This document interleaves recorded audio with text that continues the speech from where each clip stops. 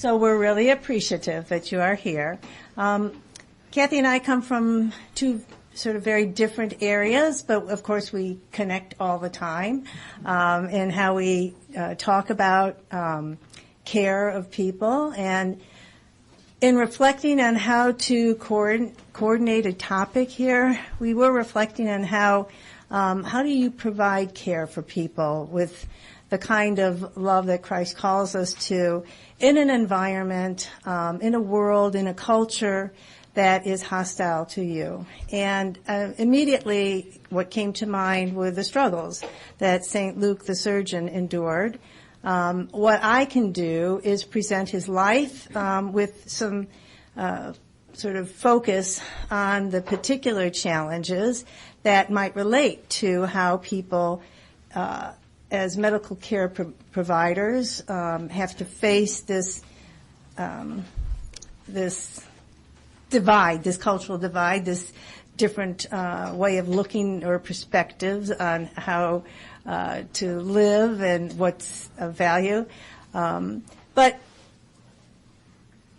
I think what my sister can do is bring it into today's world, into a very dynamic and challenging medical environment. I don't want to give a clue just give them a clue as to where you work and how this is going to be taken from a historical sort of more of a theological perspective into definitely the dynamics of healthcare. Well, you have to come here. All right. Howard Brown Health Center is a gay, lesbian, transgendered healthcare facility. And I've been working there 27 years. I'm actually the longest employee there. And when it started, it was really a small institution, but it started as an opportunity to give sexual care for gay men in Chicago. And then I came on board with regards to the HIV care. I'm an infectious disease physician, and I came to Howard Brown to start administering as an HIV provider there. It is now a place that has 12 different locations, and one of their new missions that they've really undertaken in the last 5 years or so has been transgender care, or gender-affirming care, as we refer to it. And it is also a place where its mission is to embrace everybody. It has a very active adolescence program as well as elder care, and of course people of all racial, ethnic, and religious backgrounds. I also am a infectious disease physician, inpatient. I've sort of cut back on that now because I do a lot of research. But the inpatient portion is slightly different. That's really more dealing with a lot of the administrative aspects of patient care that I think many providers have to deal with. So you're dealing with institutions, you're dealing with policies, procedures, that type of thing that really govern a lot of how you interact with patients at times. So my portion is going to really be about the Christian provider in a secular world, because we do have to function within these parameters, but there's a lot of challenges that we face as well as opportunities. So I'm going to try to outline those after Helen has had a chance to do her presentation, and then really open it up to people, because I see that we've got Father Ted and we have other physicians here and other types of providers that what is your experience and how have you navigated some of these challenges? So, okay, Helen. All right, thank you. So, yes, militantly hostile to Christianity was the environment that St. Luke faced. But he began his life, he was born in the Crimean Peninsula. He was a man of science and of great faith. St. Luke the surgeon, born Valentine Voyno Yasenetsky in Kursk, Please forgive me. I can handle the Greek. I don't do very well with the Ukrainian and Russian, but I am going to do my best. Okay. In 1877, he reposed in the Lord on June 11th, 1961, as Archbishop Luke of Simferopol and Crimea. Blessed with extraordinary talents and intelligence, as well as a deep compassion for others, St. Luke served as physician and shepherd to many, and continues to do so through miracles of healing. He lived in a time of extraordinary challenge, and I mean tumultuous, epic challenges, faced with practicing medicine as an Orthodox Christian in an environment militantly hostile to the faith. What might we learn from his life and actions? In 1903, at the age of 26, he graduated the medical school at the University of Kiev, majoring in surgery. In addition, out of compassion for the blindness that he saw the beggars in the street experiencing due to trachoma, St. Luke studied ophthalmology and in subsequent studies became also an expert in anesthesia and pyogenic infection. I have to Google some of those words. I'm not a medical person, but Kathy knows what they are. Trachoma is an infection of the eye, by the way. Yeah. Which all became areas of research for him. And I do want to note, it's a little bit of irony because at the end of his life, he became completely blind. So, in 1904, he volunteered. Oh, and that is an actual photograph of St. Luke, at this time still Dr. Valentine, in the operating room. Circle points to him. Love this icon that has him still in his surgical hat, right? So. In 1904, he volunteered, and this is a theme that you will see recurring, as a physician in the Russian-Japanese War, and met a lovely nurse. Why volunteered? Because he wants to go where the suffering people are, or the people who are in need of what he can render to them. A lovely nurse with a great heart, Anna, who became his beloved wife. They had 4 children together. He worked at various local hospitals. He gained fame and respect for his work. But in 1917, his beloved wife contracted tuberculosis, and by 1919, she reposed in the Lord. Valentine was now a widower with 4 small children. So here you see him in the war. Here him doing assisting with his wife, who is on her deathbed with the children. And then over here, he was assisted now by a nurse and friend, Sophia, who is in the corner, who raised the children as a second mother, caring for them through many terrible times, including the 3 exiles that their father was to endure.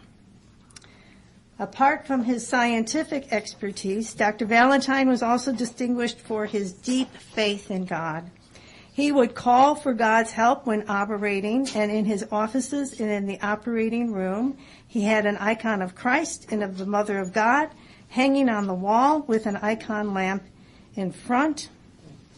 We see the icon of Christ here and over here. He would light it and pray a while, and then with gauze and iodine, make a sign of the cross on the patient's body at the spot where he would start the operation. Only then would he make the first cut. This immense faith continued in subsequent difficult times. One time when the Communist Party officials removed the icon of the Theotokos from his operating room, Valentine refused to return to surgery until it was returned. By 1918, the turbulent upheaval of civil war caused many brutalities and general poverty, displacement, and despair. It was also a time of arrests and executions. Take a look at this one in the middle here, executions. But one morning, and Valentine was drawn into this net of terror. One morning as he was going into the operating theater, He was caught in a large collective arrest. 2,000 soldiers had mutinied and were arrested and were being quickly condemned and executed on the spot. Valentine was placed in the queue and awaited his own execution. And after many hours, a wait of 16 hours, late in the evening, some party official recognized him, and he was let go. And what did he do? Here we see his magnanimity and his self-denial.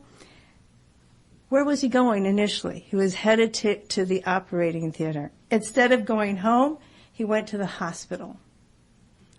He went into the operating theater at midnight as if nothing had happened and began his work. Soon after, the Archbishop of the city, Innocent, was brought to trial, and one of the witnesses for his defense was the pious Dr. Valentine, who defended him vigorously. Here he's discussing it with the Archbishop. Afterwards, the Archbishop told him, "Doctor, you should become a priest," without a second thought. Valentine answered, "Your Eminence, if it is the will of God that I should become a priest, I'll do so."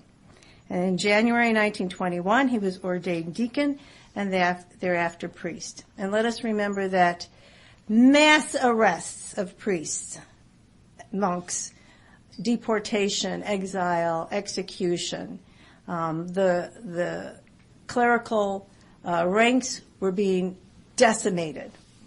And Dr. Valentine steps forward to this place. By 1923, Archbishop Innocent had been removed. He had been arrested and removed. And Father Valentine was chosen to replace him. He received monastic tonsure. If you recall, his wife had reposed. The new name of Luke and episcopal ordination. Secretly ordained the Bishop of Tashkent. He worked tirelessly in both his medical and episcopal duties, insisting on operating in his raso with the icon of the Theotokos present, as I said before. But the militantly atheistic Soviet authorities could not tolerate any religious action or benefit to the Church. On June 9th, 1923, Bishop Luke was arrested, beginning 11 years of hardship, imprisonment, and exile, the first step. We cannot here describe the horrific conditions prisoners suffered. Life was so unbearable that many chose suicide, and countless perished. Pious Orthodox, monks, priests, bishops were treated with particular harshness and cruelty. Whenever he could, Bishop Luke sought to alleviate suffering by offering his skill as a physician. Conditions were so desperate and deplorable that at times he operated with a bottle of alcohol for anesthetic, a kitchen knife for his surgical instrument, and the hair from his patients for suturing thread. In every location, St. Luke sought a place to pray. This is something we'll come back to at the end. Where does he get the source? Where does he get the resources and the strength to do all he did? Well, first of all, he always found a place to pray. He talks about how he would walk out into the forest and put an icon on a log and pray. In 1932, he was offered a prestigious post at a large surgical facility on the condition that he would remove his monastic habit and renounce Christ. And he refused and returned to exile. Finally released a year later, at least for now, in 1933, the Surgeon Bishop published in 1934 his most famous work, his treatise on the surgery of purulent infections, and it was signed by him by Bishop Luke. This book was enthusiastically accepted and has been repeatedly published. It has been a manual and reference book for many generations. And actually, he wrote other treatises about science and faith and how they work together. But that's not the focus of our talk today. However, we have mugshots of the bishop. Wait till you see the next one. All right. Yet again in 1937, he was arrested. And after 13 days of interrogations without sleep, he went on a hunger strike for 18 days and refused to sign any testimony. He was being pressured to testify against other people, and basically he would be set free if he ratted out on other people. He refused. He was then held and interrogated for another 2 torturous years, at which point he was exiled to Siberia in 1939. Again, he worked tirelessly to ease the suffering of all around him, and he is still remembered lovingly in that area, in various towns where he would go out and serve. And, it was a labor camp, so he was able to use his skills to help the sick and the suffering. And again, in this fresco of his life, you see him during the arrest, but here now in the labor camp, but being both a shepherd to the people present, offering them spiritual guidance and comfort, and a physician, healing their wounds and binding their injuries. So he served and eased the pain of those imprisoned, ill, and cast out. When the Second World War began and he saw the terrible state of the wounded soldiers, he begged to be allowed to be a military surgeon. He said, "Send me where you need me." Not afraid of the fierce battles. Send me where you can need me.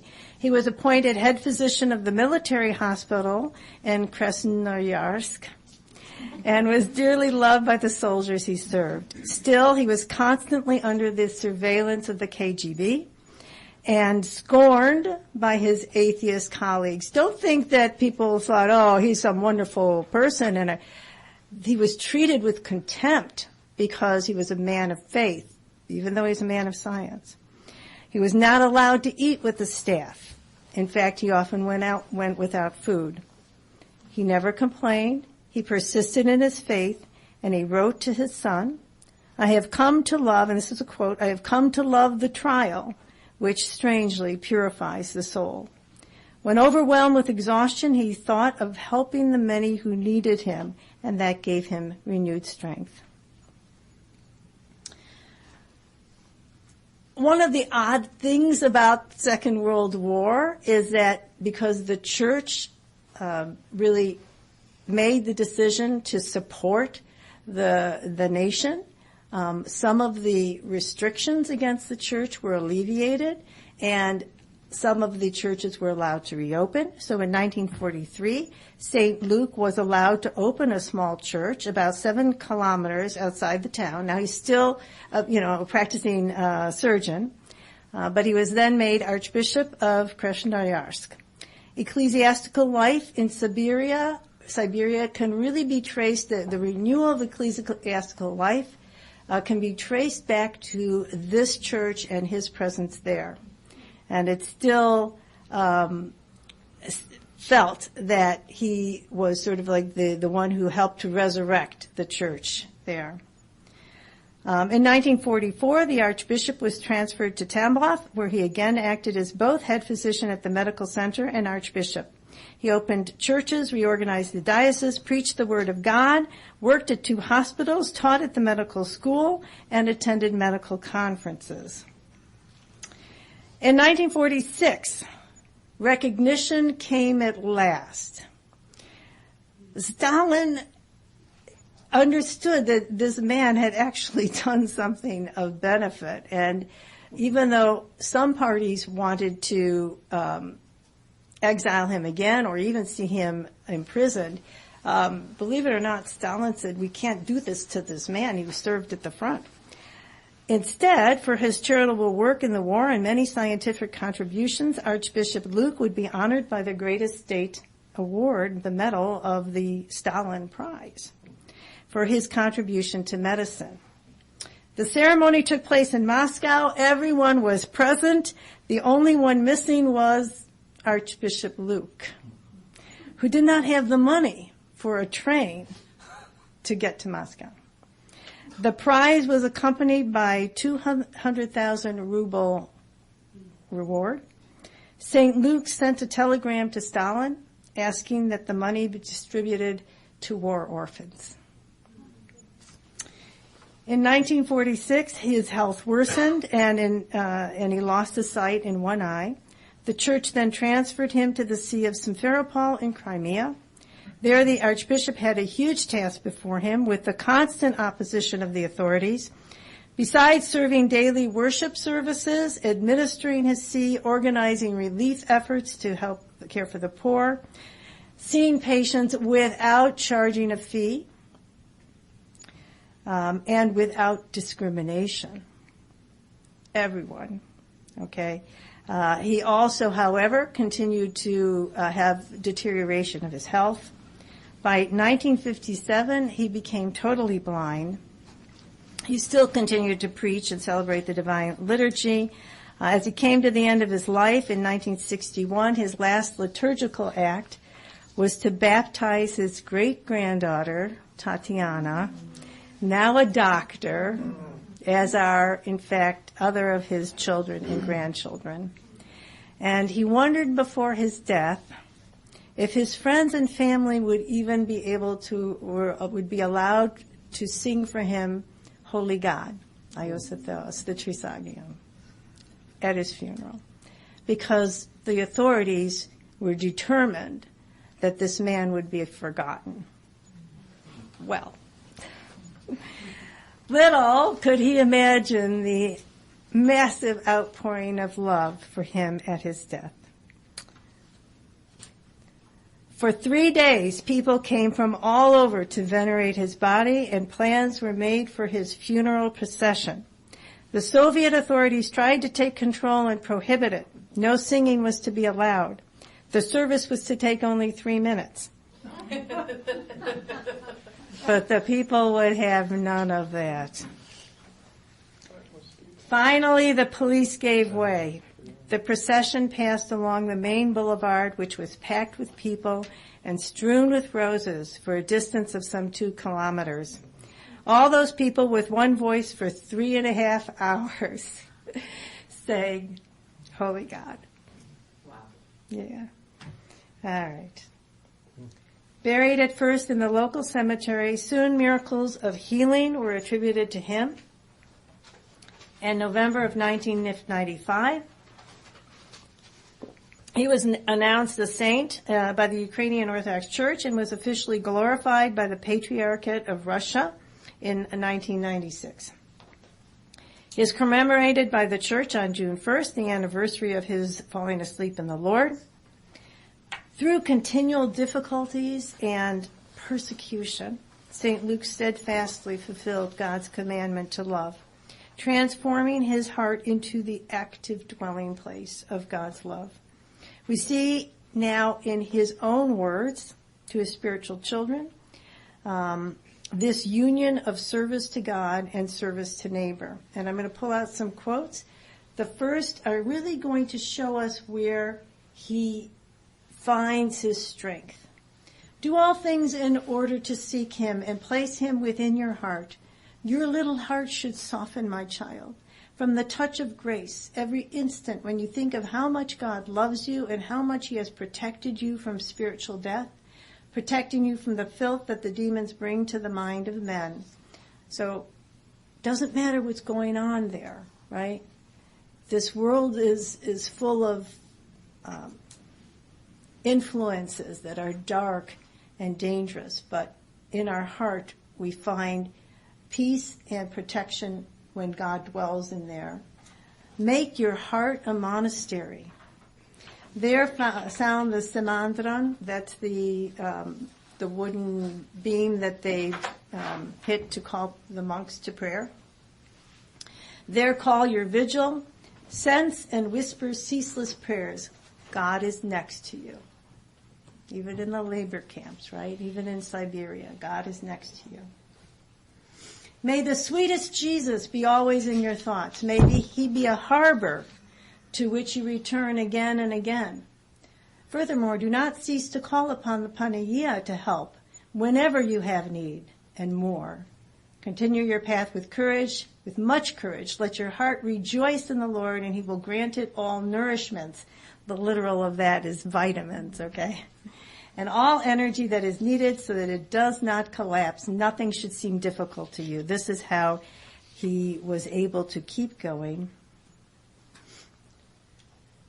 Now, my children, let me offer to you my last will and testament. I believe deeply in God, and I have built my whole life upon his commandments, and I bequeath to you that you offer your lives to God and build all things upon the commandments of Christ. So we open our hearts and devote ourselves to the Lord, and this is going to serve as, in the next slide you'll see, as the background to how we love one another.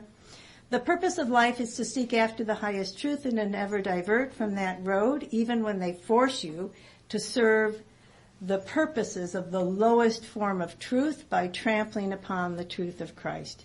You should be ready even to be martyred since you are sailing against the current. He was very aware of the dangers and the difficulties. He's navigating this, right? But he finds in the commandments and the devotion to God his strength. And in your scientific endeavors, in your efforts to study the mysteries of nature, you should not look for your own glory, but only to lessen the pain of your sick and helpless fellow human beings. And this is the aim of what your profession, what your work, what your study, why are you doing this? This is where it is. Remember that I, your father, sacrificed all my life in doing these things. Imitate me just the way I imitated Apostle Paul. And do not work for your stomach, meaning for your own glory and benefit and to satisfy yourself. And, we think, I do what I love. It makes me happy, right? But to help those who, without your help, cannot free themselves from the tortures of poverty and lies. And then, last quote, last slide. For St. Luke, both the work of the priest, of his work as the priest, as bishop, and that of the physician, he saw them really as conjoined. They were both there to relieve the suffering of humanity and to bring healing. He says, and he sees God's hand in guiding him in both ways to become the healer of body and souls together. Without realizing it, the Lord in my tender youth led me to the priesthood, which I never thought about, since I passionately loved being a surgeon, was dedicated to it with all my soul. Obviously, I need to correct that spelling. This service fully satisfied my ambition, and I always had to serve the poor and suffering, and I disposed all my strength to alleviating their pain and to aid their needs. So, this is our beloved St. Luke, and I'm going to yield the floor to my sister at this point. I think maybe we'll take questions and comments at the end, or do you want to spend a couple minutes asking about St. Luke? It's up to you. Let's make sure we have time for Kathy. All right, and then we can always ask questions. But that's a very hard act to follow. I'm like, so clearly, we providers, medical providers, I don't want to get this up. You do. Yeah. Don't have the same situation that St. Luke was faced with, correct?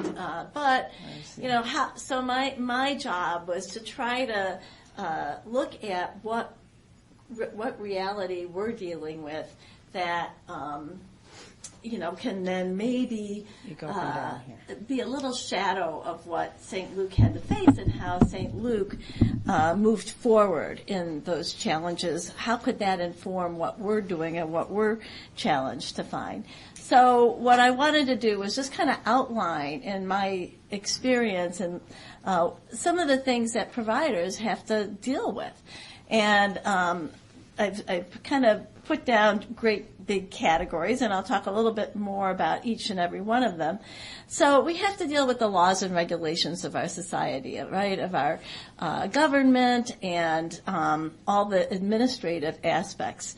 When I talk about administrative challenges, it's also we have to deal with other aspects from the organizations that all of us have to interact with as providers. But then there are the individual interactions. So we have to deal with patients that come from multiple other, traditions and cultures and backgrounds, and they bring their prejudices, and we may have our prejudices. So there's that aspect, and I'm going to flesh out all of these in a minute. And then each of us have a process of personal growth and evolution. We obviously have to provide the care, the actual medical care, but then we can look to inspiration and guidance for that as well. So let me just kind of flesh these out a little bit. So when I'm talking about laws and regulations, as a medical provider, we don't have the same kind of state regulations that St. Paul had to deal with, correct? But there are some things that impact our capacity as Christians to bring our faith experience to medical intervention. There's anti-discrimination laws, and this is not necessarily saying that they're in contrast or in conflict with our religious upbringing or our faith tradition. I'm just saying that these are things that we have to face every day and we have to, deal with. So clearly we have anti-discrimination laws. There are a lot of changing laws by state even about medical procedures, okay? So, of course, abortion is front and foremost right now.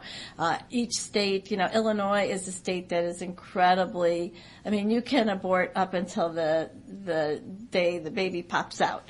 So that's a lot different than our neighboring states in Indiana, Wisconsin, et cetera. And I saw somebody a little bit surprised, but yes, we are very, very, very, we're sort of on one end of the spectrum, right? So, as a medical provider, this is our reality that we have to deal with in Illinois, correct? Gender-affirming surgery. This is something that is now paid for by, public aid. It is definitely, these are the laws that we're dealing with in terms of the medical procedures, birth control, et cetera. And then, of course, we have to have licensure in our particular state, and that requires certain levels of training and demonstrating expertise. And we have to deal with Medicare and Medicaid. And they have regulations. If you elect not to take Medicare or Medicaid, then you don't necessarily have to follow those regulations. But if you do, you do. And so, both health organizations, my clinic is what we call an F2HC. It's a federally qualified healthcare center. And that has led to many more regulations that we have to fulfill on a regular basis. And that includes all the providers on staff have to meet all of those regulations. So, these are sometimes challenges that, we don't necessarily have the same kind of restrictions St. Paul had, but St. Luke had, sorry. I'm really bad on names anyway, but these are still things that we have to deal with, and it might be changing from month to month. Okay, so then we're moving, what about an institution? So I work for Howard Brown. I also work for Illinois Masonic. I'm also, I teach for the University of Illinois, so I have all these different administrative organizations that I have to report to, and my actions have to be reportable to those. And I'm sure all of you have the same kinds of things that you have to deal with. each organization has its mission statement. Are you in line with that mission statement? There's a culture within the organization or the office with regards to interacting with people. So at Howard Brown Health Center, our culture there is one of a very, it is a different place when you walk into Howard Brown. You will see staff will be dressed every which way. I've had, 6'5" big bulky men dressed in tutus, and that's what their gender expression is for that day. So this is kind of the office culture I'm dealing with. That and each of us may have different types of office cultures. Maybe at the other end of the spectrum. There are certain types of, as a leader within your organization, there is a particular role that you have to fulfill, and people look to you in that role. So I'm Director of Infectious Diseases at Howard Brown. So they look to me as somebody who is in charge of stuff. So how do I represent the organization if it does not necessarily align with my faith tradition? So that's a challenge, right? How do you navigate that? And then there's pressure from coworkers in terms of how do you live your life? I recently had a coworker ask me, "Hey, Kathy, are you religious?" And I had a hard time answering that question because does she think does that mean for her that I go to church regularly? For me, it would be more, I'm a person of faith, but, that's not the same as what she's asking me. So, I talk commonly about my trips to the Holy Land. I talk about other things that I was talking about coming here and doing a presentation. So, it's not like I hide that part of me, but this is not, that's not necessarily something that's front and foremost with all of my interactions. I work with another Greek Orthodox physician over at the clinic, and he puts his icons up everywhere. So, he has a different approach. But there is, how do we deal with coworker pressure? Okay. So then what about our interactions with our individual patients, right? Because we have patients of all types of religious beliefs, and there are different stages along those belief systems. So you may have a patient who is Muslim and very, very, very traditional. You may have a patient who is an atheist. So all these different things are challenges to us. There's a whole cultural background. So you're dealing with patients who have a Hispanic culture, or they come from Eastern Europe, or they come from other different cultural realities. So many of my patients are African American, and in their culture, there is a tremendous stigma against being gay. And this is something that, they're always bringing to the encounter, okay? A patient may have, the same core religion, but a different expression of that. So they may be Christian, but have a very, maybe they're along the lines of, a Protestant or, Evangelical, thank you. So, just a different expression, or, of course, a different core religion. And then how does that impact all the medical decision making? And then as an individual, as myself, starting out, I've been in practice now over 40 years. And I know I don't look that old, right? No. But, I'm not the same person I was at the beginning. I've clearly evolved as a care provider, as a human being, as a Christian. So, there's different aspects of it. I'm different as a provider now than I was when I first started. I've hope that I've grown and evolved, and that I haven't had an openness and capacity for change. And then what about our society, right? Society 40 years ago was completely different than it is today in terms of how we, interact with individuals. There can be some very huge events that change us, as well as small events, but like the pandemic. The pandemic has clearly had a huge impact on all of us and how we interact with patients. But, for example, the new decision from the Supreme Court about Roe versus Wade, that I would say is a event-driven change, right? And then we hopefully are all growing through education and communion through events such as this OCamper conference. And then, then of course there's always the fact that we have to provide medical care. So, I can't remember your name back there, the anesthesiologist, right? But you were talking earlier about the fact that sometimes you have to sort of dissociate the interaction with the patient with what you have to physically do to provide the best medical care. So, as an infectious disease doctor, if somebody is crashing, so when the pandemic hit, right, it was my job to find a way to help people stay alive, right? And that, I was trying to take care of patients and figure out what treatments could we provide to people to actually help them, get better. And this was a huge, I looked at myself as the role I had was not to be there as their compassionate physician at this point in time.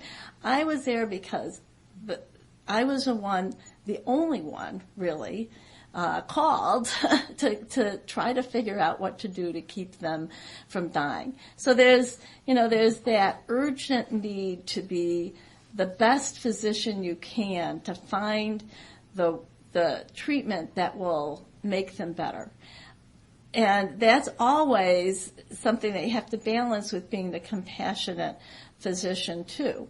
But, when does one come up all the way to the top and the other one kind of go down, or when do you, do both of them at sort of the same level? And then finally, you have to respect the individual's choice in terms of what care they want to accept and how do they want to move forward with that care. There can be a conflict between what you feel is the best care and what the patient's choice is. And there might be a change of focus from a solution-driven medicine, trying to come in and fix everything, to really trying to help the patient reach a fulfillment of health in a holistic way. There are ways that we can turn, as providers, we can turn to the Bible for inspiration and guidance. And I just threw up here some quotes from the Bible, that some areas where we really see some focus in terms of how we are to approach patients and situations where we're challenged. But since we're kind of short on time, I wanted to just go to some patients. And the reason I wanted to bring patients up is an opportunity to talk about some of these challenges in a very real way. So one of my patients, a 63-year-old man who I had been taking care of for 18 years, and just one of my most favorite patients ever, he actually described himself as an atheist. And, I took care of him he was one of these patients who developed a highly resistant HIV. So his virus was no longer responsive to medications. And in fact, as a researcher, I was able to get him involved in 2 different studies where, he would have a response, but then eventually the response would no longer persist, and his HIV/AIDS would progress. He got to the point where there really was nothing left to offer him. And at that point, he developed lymphoma. Now, this lymphoma was actually one that's highly treatable. And the oncologist repeatedly said to me this lymphoma will melt away with with a few courses of chemotherapy. He will respond to this. So, of course, I spoke with the patient. We decided to go ahead. And this patient was despite having advanced AIDS, he was actually living independently, very creative guy, sang with the choir, very involved with his family and friends. He painted his house with leopard spots. I actually have a photo of it. Just one of these exuberant people.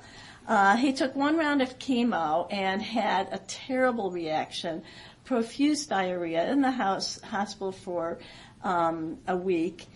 Was able to come out of it, and at that point decided to stop chemotherapy and enter hospice. Okay, so I bring this up because this was a real challenge for me. This was a patient who, I am not somebody who is really accepting of death that readily. I went into infectious disease because you can cure it, right? And this was very difficult for me because I felt that his choice for hospice was premature. And yet, I had to respect that. And I felt it was premature because he could respond to this particular, lymphoma. But the reality is, of course, and he told me this repeatedly, is that he was just going to have something else pop up. And maybe that would be worse and cause more suffering. And, he had been through enough. But that was very difficult. And, So I bring it up as an opportunity to just think about how challenging it is when the choices that are made really conflict with our own traditions or I think of it somewhat about, the Orthodox Church and suicide is not the same though, and this is electing hospice, so, okay. And I'm looking at the time, so that's why I have 4 cases, so you want to comment? Go ahead. So are we obligated as Orthodox Christians to take these therapies? Are we obligated as Orthodox Christians to take these therapies in this extreme? Now, the oncologist said it would melt away. We know that's probably true. It may not be true. I know a man of great faith who was on dialysis for 8 years and finally said, he was 70, he said, I'm tired. And he just laid down on his couch. He died a week later. Was that morally wrong? Not to continue that's that? A great question. Because dialysis, we think of it as sort of being standard or routine. It's not. It's a radical therapy, right? We just got used to it. And so he said, I'm tired of doing this. I always thought it was an act of great courage and self-possession, but I don't know in this setting, as we're putting it here, what's the moral, ethical, as an Orthodox Christian? And I will let my sister talk because she's the theologian. And I actually do want Kathy to get to her other things. Orthodox ethicists make a distinction between permitting death and choosing death. So the active undertaking of steps that would encourage death is clearly prohibited. We can undertake steps that alleviate pain and suffering, and as a side effect, sometimes when you take certain analgesics or, medications that relax but also depress the system, can enable death to come more quickly, but your objective is not to bring death about, and so those are acceptable, certainly.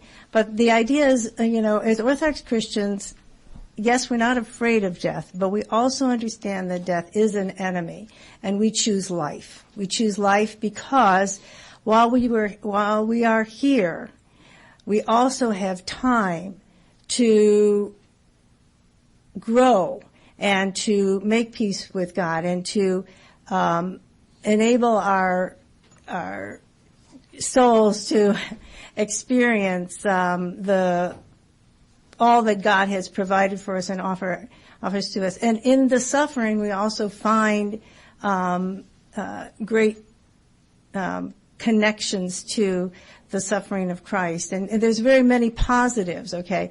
So allowing death, yes, but that's only at the end point of death, okay? When death is imminent, when death is actively asserting itself in our experience in our life, then we understand that it's a reality, and we are not required to take extraordinary, excessive measures.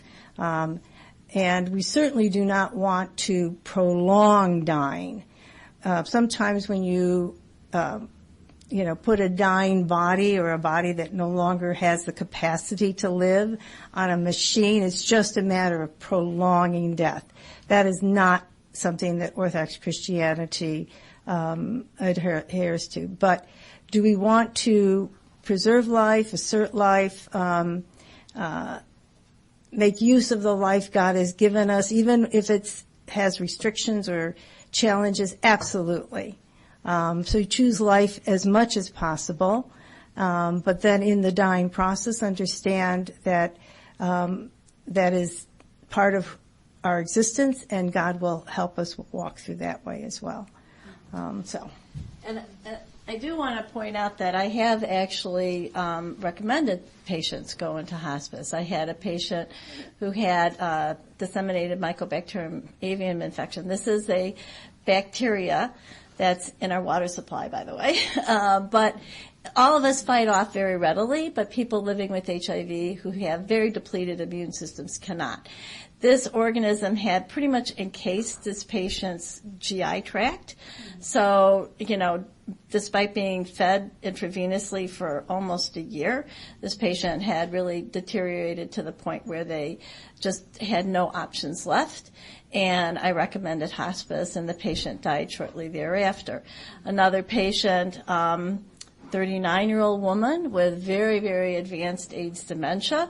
Again, we did everything possible, and I recommended hospice. So I'm not somebody who says no hospice ever, definitely. But, there are situations where you feel challenged as a healthcare provider. And, your job is to recommend what you think is the best treatment. But it's also, this gentleman was an atheist, and I guess a part of me, well, let me tell you about another patient. This is one of the very first patients I ever took care of. And he actually was one of the first patients to receive the medicine AZT, which was the first drug. And this guy's picture was on the cover of People magazine because he was taking the new HIV pill. But he was infected with HIV for several years, and then towards the end of his life, he developed an AIDS-related infection of the eye, cytomegalovirus, and this actually led to his blindness. He deteriorated, and apparently, during the process that he was hospitalized, he was approached by clergy, and he actually became Christian. He accepted Christ. He became baptized.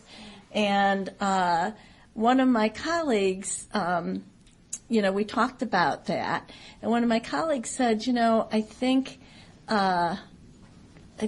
he was kept alive. So the way she put it, she's like, I think God kept him alive so that he could find Christ, that he could find, he could accept Christ and be baptized, etc. And at that time, this is now, about 25 years ago, 30 years ago, I thought that was an odd thing to say. But anyway, I'd like to kind of throw it out to you guys. What do you think about that? Absolutely. And that's, in the latter Byzantine Empire, being Orthodox, they didn't execute you. They might cut off your nose or cut out your tongue and throw you in prison, but they didn't kill you because they give you time to repent. That was the whole thing. So they didn't execute people in the latter half of the Eastern Roman Empire, although they were pretty free about mutilating you. Mercifully. That was considered merciful. Interesting. Well, yeah, I guess time here. Okay. So, I guess the idea here, and of course, we didn't really have a chance to bring it back to St. Luke and all of that, but, the idea was really to just throw out to you just some of the challenges that providers have to face in their current life. We are close to the end of time, right, Randa? Yeah. So I don't know if we have time for any comments or questions or. We have Vespers at 5:30. I would say that if people want to stay and ask you questions, then that's up to the two of you. But otherwise, We'll let you go. A little bit of a break and. All right. Thank you so much, everybody.